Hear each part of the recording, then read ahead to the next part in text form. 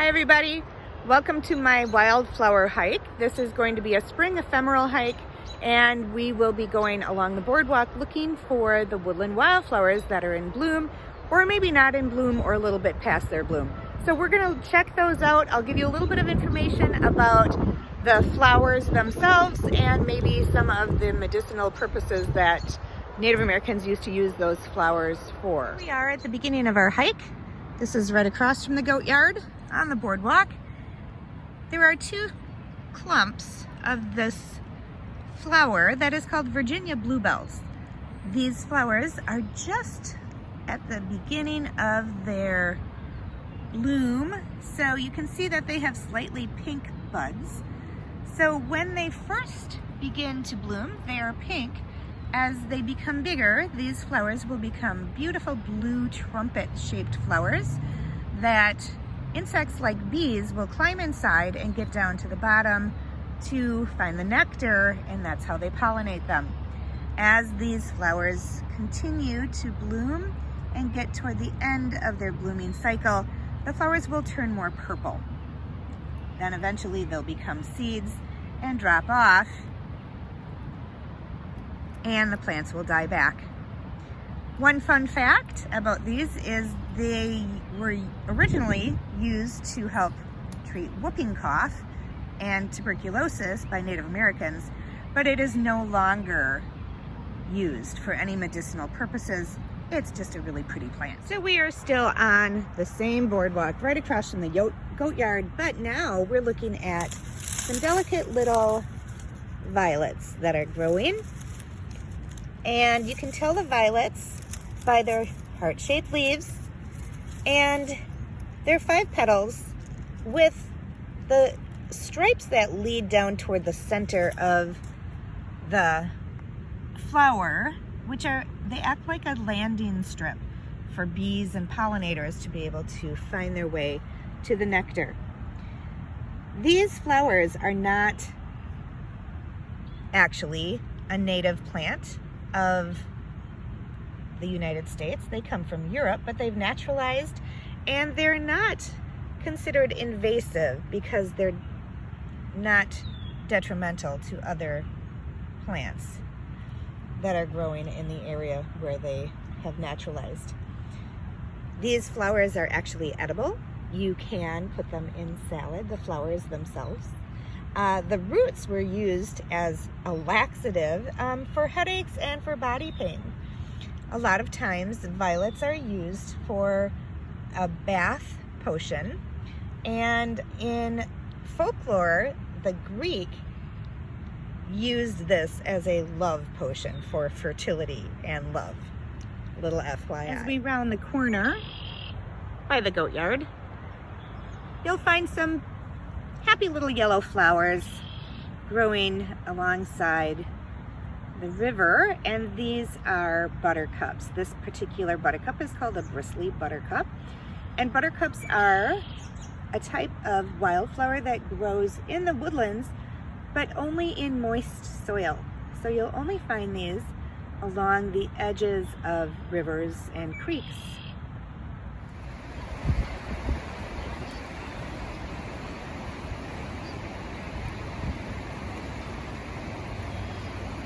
Sometimes geese will take on other broods and make it a really big daycare. Kind of what's happening here. You can see that some of the geese, the goslings, are smaller than the others. So this is actually 2 broods together.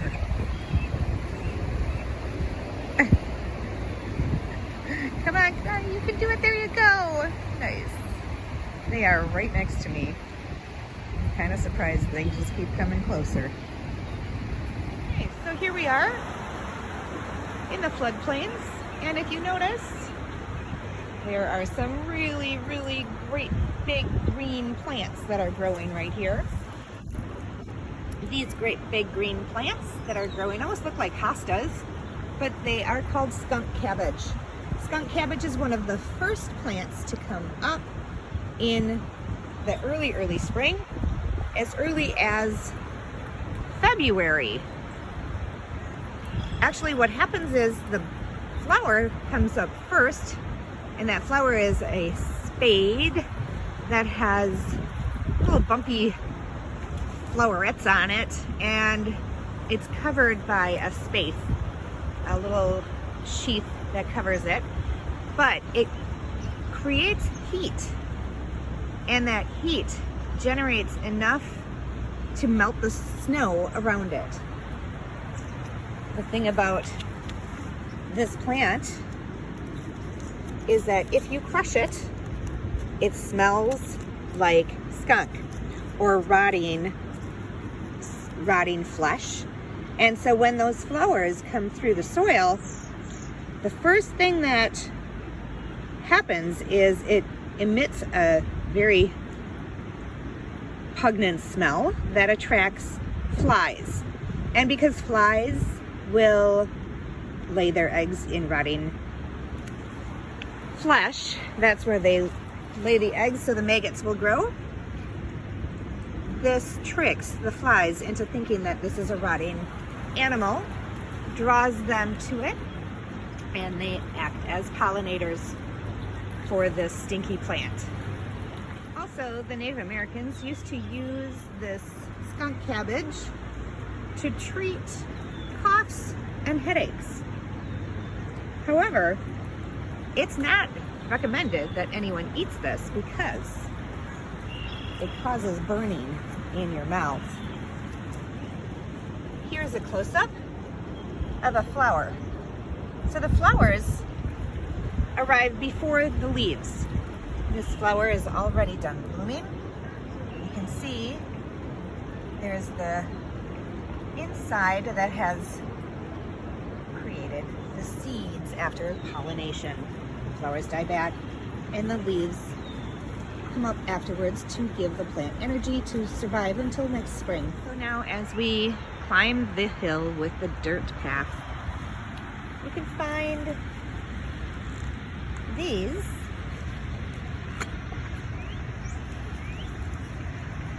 are called trout lilies.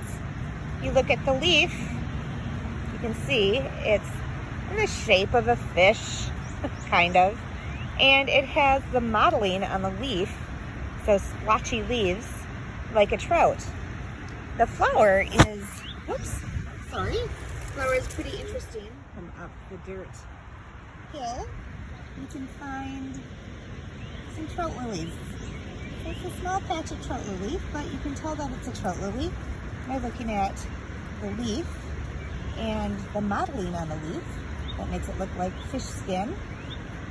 And the flowers are unique because they face downward. So on sunny days like today, the flowers will wing their petals back and open their flowers, the petals, up so that pollinators can get inside and get to the nectar where they'll find the pollen. On cold days and at night,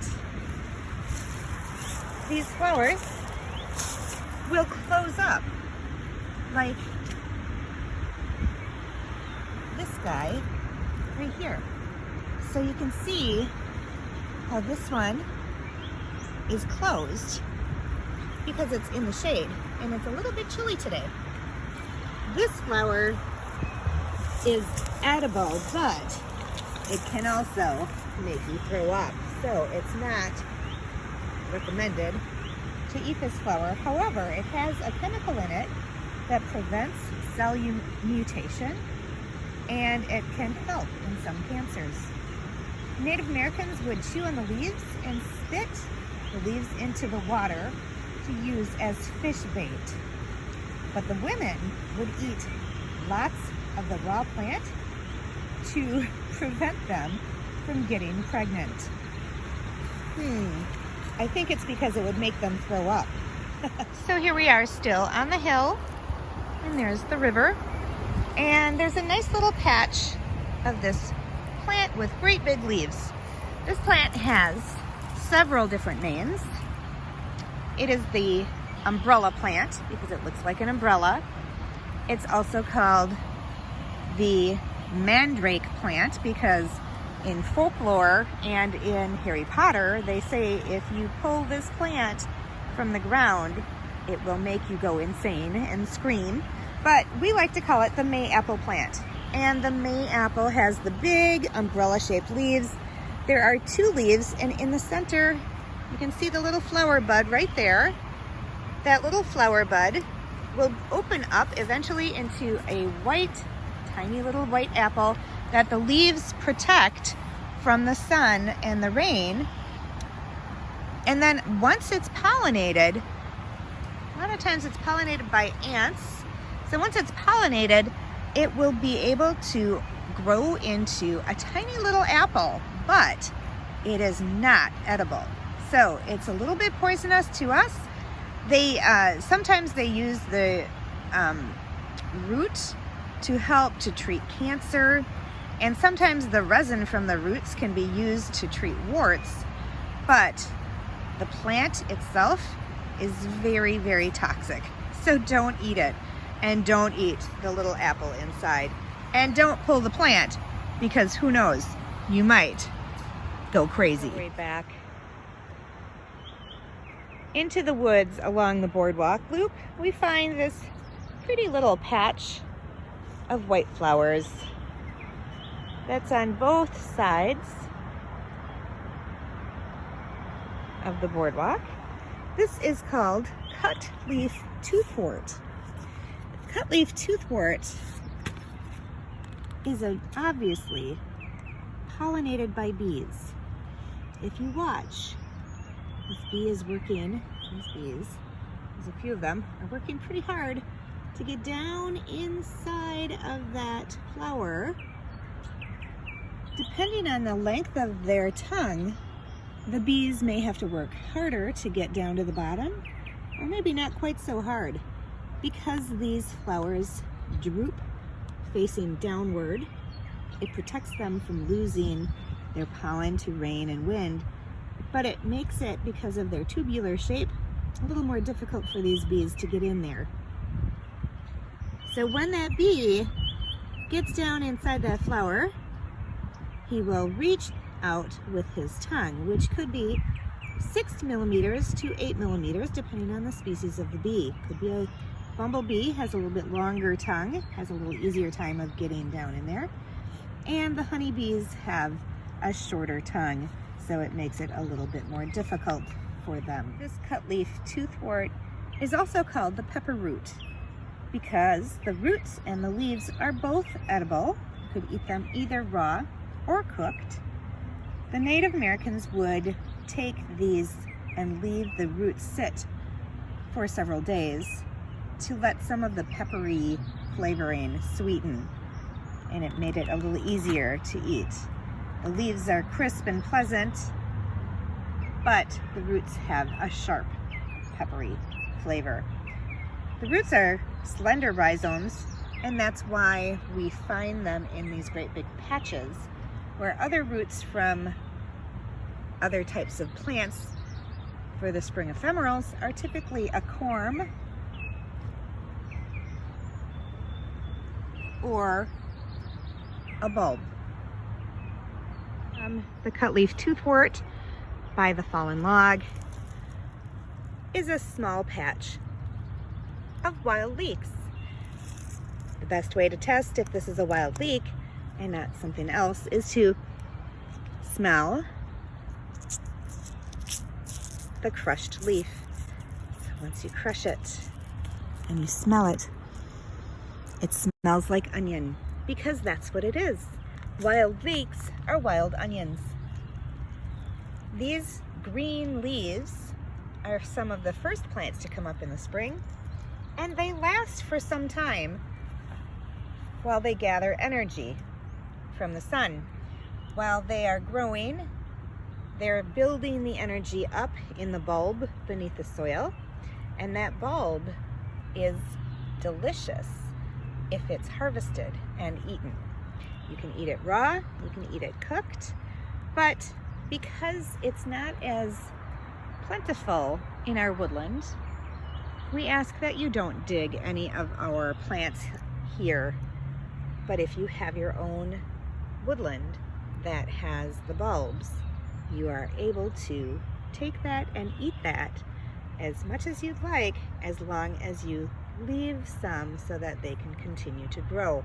Once you dig these, which are also called ramps, they do not grow back again. So after 4 to 6 weeks, the flower will emerge, and it is a white ball that's very small.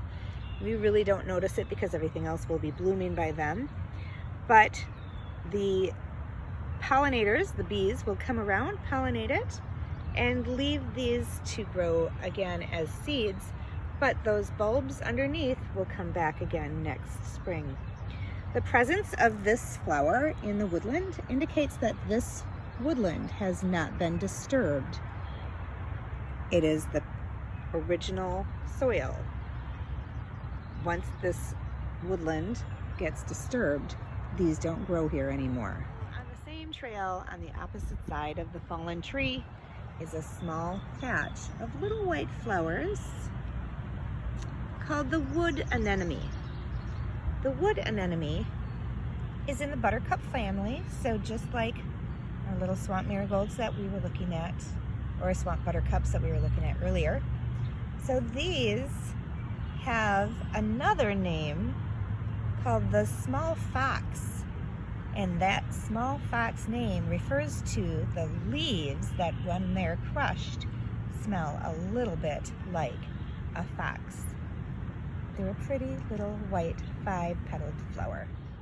As we come further down the trail, you'll notice another patch of the cutleaf toothwort, but as you look more closely, you can see that these plants all share the same common ground. The forest floor is able to hold these plants in combination. So we have a little bit of the toothwort, a little bit of the wild leek, a little bit of the trout lily, and here and there you can see there are some other plants coming up as well. Okay, so now we're at the end, but that doesn't mean it's over, because we have some beautiful little flowers here that are almost done. So you may not have a chance to see them in full bloom. I'm gonna come around and get a better look.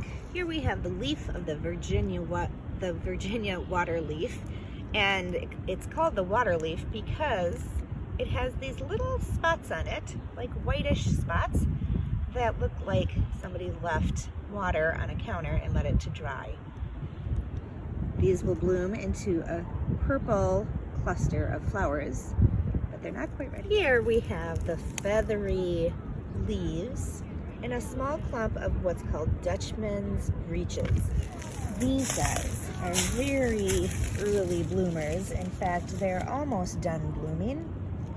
They're at the end of their cycle, but they look slightly like a Dutchman's breeches or puffy white pants. So with these, you can see they have the little green seeds that have developed, and those little green seeds are what will help to spread this flower after it's done blooming. This Dutchman's breech droops upside down. You can see the opening to the flowers on the bottom. Only bees with very long tongues can pollinate this flower. So typically it would be the bumblebee. They have 8mm tongues.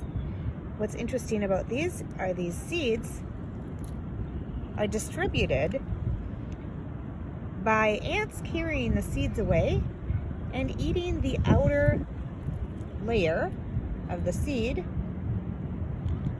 so that the seed itself, the seed is exposed and distributed further away from the plant itself. Some seeds are blown by wind, some are carried by animal fur. This one is a very unique seed dispersal method. This plant is toxic, so do not eat it. It causes paralysis and tumors. Leave it. Right next to the Dutchman's breeches is a flower that's done blooming, but it's a very identifiable leaf called bloodroot. Bloodroot, if you dig this up, you will notice that the bloodroot, the stem, has red sap. Native Americans used to use the bloodroot plant to help them dye their clothes and even use it as war paint. The sap from this tuber down deep into the soil is also an antifungal and antibacterial sap, but it is not edible. It's only used for topical. It can be fatal if it's eaten. And finally, at our little spot here, one of my favorite flowers is the trillium. This is also called birthroot because Native Americans would eat this root to help them when it was time for childbirth. One of the easiest ways to identify the trillium is looking for 3 petals, 3 leaves, and 3 sepals. So the TRI from trillium is where it gets that name. It's a beautiful flower and it is protected from picking. So please don't pick these flowers. Part of the reason why they're protected is because if you pick this, it will not grow back again. The common wood violet can also come in a white variation. And you can still identify it by that 5 petal with a little beard that acts as the landing strip. You can see outside of the nature center how this can grow to become ground cover when given an opportunity. Virginia bluebells in full bloom. You can see how beautiful these flowers are as they bloom from the pink buds to the blue, beautiful trumpet-shaped flowers. I'd like to thank you for coming with me on my hike today. I hope that you enjoyed learning about the spring ephemerals. They're beautiful little gems of the forest that we need to make sure to tread lightly. Make sure you don't step on them and crush them. Appreciate them with your eyes and be respectful of the forest. They don't last long. Get out there and enjoy.